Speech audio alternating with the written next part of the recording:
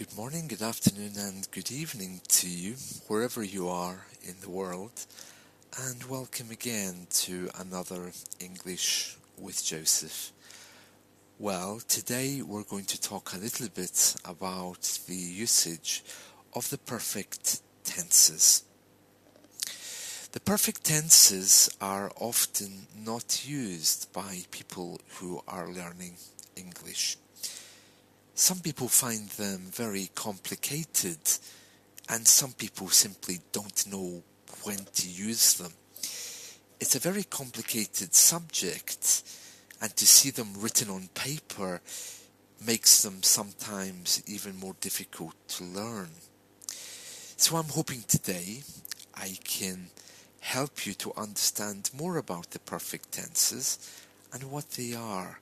They're really not difficult. It's like everything else. Once you know them, they become very easy.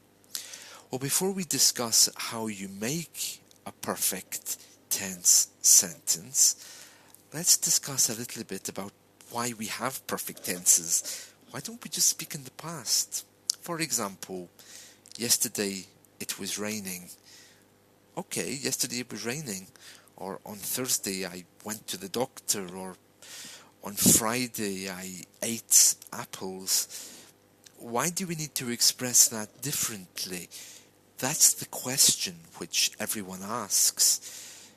Well, it's very easy. First of all, there are some things where you can't use the past tense to talk about. Imagine the past tense as a big library, and in that big library there's books of events in history, of dates and times, start date and an end date. Everything has a beginning and an end. But what about those things that really are not measured by time? Things like love, experience, happiness, joy, humanity. They don't really have start dates or end dates because they're not really things that you can put in a box. They're not material events. They're things which flow through all of us. The things which philosophers talk about, or religious people, faith. This is the first reason why we have the perfect tenses. Because the perfect tenses never can be used with time. You can't say on Tuesday, I have played with the children. And you can't say, for example, on Wednesday, I have been running. The perfect tenses allow you the freedom to speak without time. Firstly, because perhaps the thing that you're talking about, you can't use the past tense. Experience, for example, it's so much easier at a job interview to say, I am an English teacher. I have been an English teacher for 20 years. Before that, I had been a radio presenter, and before that, I was at university. If you begin to try to put that into the past tense, it becomes a little bit difficult. It becomes, for example, I am an English teacher. I started as an English teacher in 1990, and I'm still doing that. And before that, I was a radio presenter from 1980 to 1990. It becomes too messy. You can't talk in that way. So, the first purpose of the perfect tense is to allow you the freedom to talk outside of the confines of time. And the reason why it's like that is because of those things which can't fit into time. But there's something else. And that something else is about the things in life where you don't want to talk about time. Imagine that you and I had a friend. Let's call him John. Okay. And imagine I had a big problem with John and we had a big argument. And you told me, Joseph, you have to talk to John. And I say, well, I don't want to. And you say, no, you need to find peace with John. So one day I come to you and I say, by the way, I have spoken with John. If I use the past tense to describe that, I could say, oh, by the way, on Monday I spoke to John. But that's only telling you what I did on Monday. On Monday I spoke to John. On Tuesday I did my laundry. On Wednesday I phoned my friend. On Thursday I took my dog to the vet. It's kind of more important than that. It's like if I was at the doctor.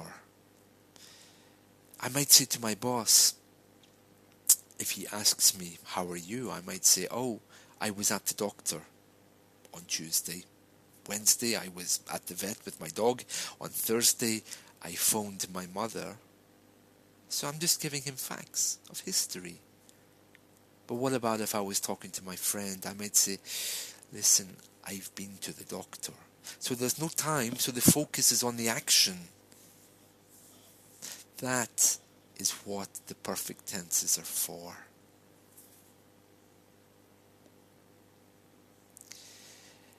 Now, the formation of the perfect tenses. How do we make them? Okay, well, you all know already, I'm sure, that the perfect tenses are also to talk about something which started in the past and is continuing into the present, right? You have two versions of the perfect tenses. You have the perfect tense and the perfect tense continuing. You also have the conditional perfect tenses. Okay, so let's talk about the present perfect. I have jumped. Or if I'm still jumping, I can say I have been jumping. Or if it happened recently and finished recently, I have been jumping also. Okay? The past perfect only exists to show what happened before the present perfect. Remember, there's no time. So there has to be a way I can talk about things before the present perfect, because there's no time, there's no barrier, there's no boundary to show you. So remember my example. I am an English teacher. I have been an English teacher for 20 years. And before that, I had been a radio presenter. The had been is only to show the comparison between the have been and the had been. The had been was before, but there's still no time involved.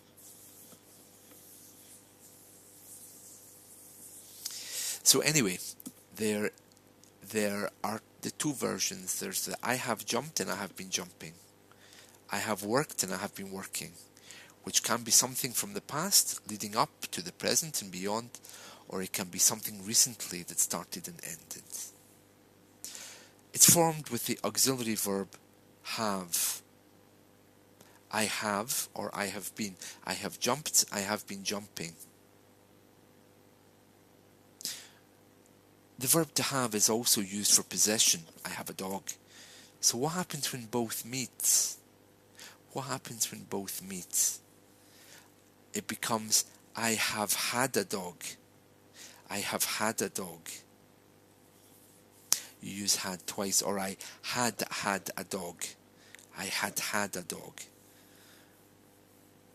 Because you're using the auxiliary verb and then the possession. I have a booklet on this called The Perfect Tenses. If you want that booklet, do please ask me, leave a comment, give me your email, whatever, and I'll happily send it to you. Alternatively, you can download it on Amazon Kindle. It's only, I think it only costs £1 or $2, something like this. It's a small booklet. You can get a link to it on my blog, englishwithjosephblog.wordpress.com. So, you have the present perfect, the two versions, the normal and the continuous, and the same with the past perfect, normal, continuous. About the perfect conditionals, they pop up in the conditional tenses, particularly the conditional number 3. For example, if I had had a dog, I would have been happier. Would have is the present perfect conditional. Okay, so just to recap then, the perfect tenses are really there to help you express emotion. They're there to talk about things outside of time. It's a language of the poets, the artists, and the reason why they're important for you is because if you always speak factually, you'd be like a robot. On Friday, I was at work. On Saturday, I was not. On Thursday, I was with my family. It just sounds a bit too dry. If you're looking to build up relationships with people, you have to release information outside of time to make the action seem important. I want you to begin listening to how people use the perfect tenses, and I'd like you to start using them too, so that people begin to hear who you really are and to trust you. Thank you. See you tomorrow.